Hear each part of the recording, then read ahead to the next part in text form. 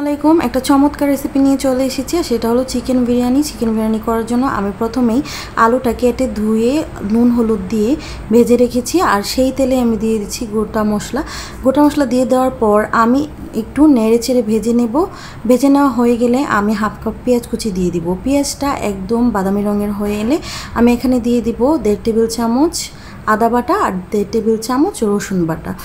তারপর স্বাদ মতো লবণ দিয়ে দিয়েছি আর দিয়ে দিয়েছি সামান্য একটু জয়ফল আর জদ্রু পাটায় বেটে দিয়ে দিয়েছি। এখন আমি এগুলো একটু নেড়ে চেড়ে ভেজে পানি দিয়ে দিব আর এখানে মশলা দিয়ে দিব মরিচের গুঁড়া 1 চা চামচ, জিরার গুঁড়া 1 চা চামচ, চিকেন বিরিয়ানি মশলা দিয়েছি 1.5 চামচ আর দিয়ে দিয়েছি ধনিয়ার গুঁড়া দিয়েছি হাফ চা চামচ।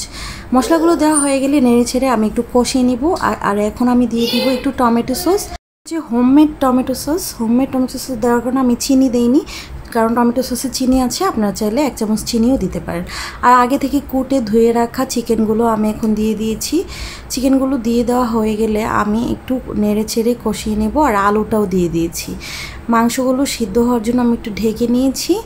আমার কষানো হয়ে গেছে প্রায়, তাই আমি একটু ঝোল দিয়ে নেড়ে ছেড়ে মাংসটা সিদ্ধ হওয়ার জন্য অপেক্ষা করছি। আর এখন আমি বিরিয়ানিটি তৈরি করার জন্য চলে যাব। আর আমি এখানে নিয়েছি একটু বাটারের পরিবর্তে আপনারা একটু ঘিও ইউজ করতে পারেন। তারপর গোটা মশলা দেওয়ার পর আমি দিয়ে দিয়েছি পেঁয়াজ কুচিটা একটু বাদামি রঙের হয়ে এলে আমি 1 চামচ আদা রসুন বাটা দিয়ে দিব। আর এভাবে আমি নেড়ে ছেড়ে কাঁচা গন্ধটা যাওয়ার জন্য ভেজে নেব। আর এই পর্যায়ে আমি দিয়ে দিচ্ছি আগে থেকে ধুয়ে পরিষ্কার করে রাখা চালটা দিয়ে দেওয়া হয়ে গেলে চালটা আমি তেলের সাথে পেঁয়াজের সাথে একটু ভালো ভেজে নেব।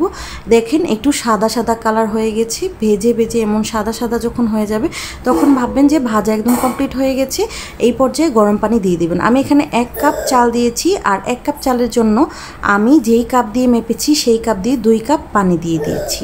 পানিটা দিয়ে দেওয়ার সাথে আমি একটু নেড়ে চেড়ে ঢাকনা চাপা দিয়ে ঢেকে দিব আর চুলার জালটা একদম লো হিটে করে দিব। লো হিটে করে 10 মিনিট রেখে দিয়েছিলাম। দেখতেই পাচ্ছেন আমার রাইসটা প্রায় হয়ে গেছে। গরম পানি দেওয়াতে রাইসটা তাড়াতাড়ি সিদ্ধ হয়ে গেছে আর যতটুকু বাকি আছে অতটুকু ভাপে হয়ে যাবে। আমি এখন আগে থেকে রান্না করে রাখা মাংসটা আমি এখানে দিয়ে দিচ্ছি, অর্থাৎ চিকেনটা আমি দিয়ে দিচ্ছি। তারপর নেড়ে চেড়ে ভালোভাবে মিশিয়ে নিব। আর এই পর্যায়ে আমি দিয়ে দিব কাঁচামরিচ আর দিয়ে দিব 1 টেবিল চামচ কেওড়া জল যাদের ভালো লাগে না তারা স্কিপ করতে পারেন, আমি দিয়েছি। এখন একটা ঢাকনা চাপা দিয়ে 10 মিনিট রেখে দিব। 10 মিনিট দমে রাখার পর দেখতেই পাচ্ছেন আমার বিরিয়ানিটি একদম কমপ্লিট হয়ে গেছে। এটা খেতে অনেক বেশি মজা হয়েছে, একবার ট্রাই করতে পারেন। আল্লাহ হাফেজ।